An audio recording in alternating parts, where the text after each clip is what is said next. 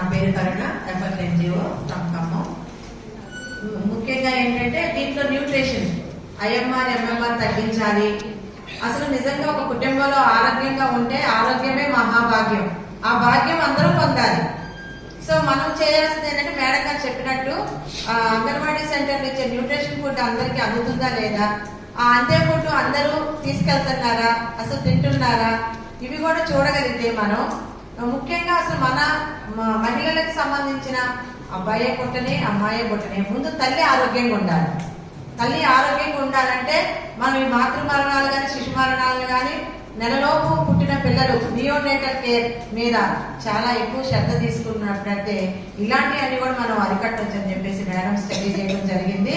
So మనం కూడా ఏంటంటే దీంతో పాటు మనం చేయాల్సిన అతి ముఖ్యమైన అంశం ఏంటంటే నేను నిన్న గ్రహించింది, ఖచ్చితంగా తల్లి ఆరోగ్యంగా ఉండాలి.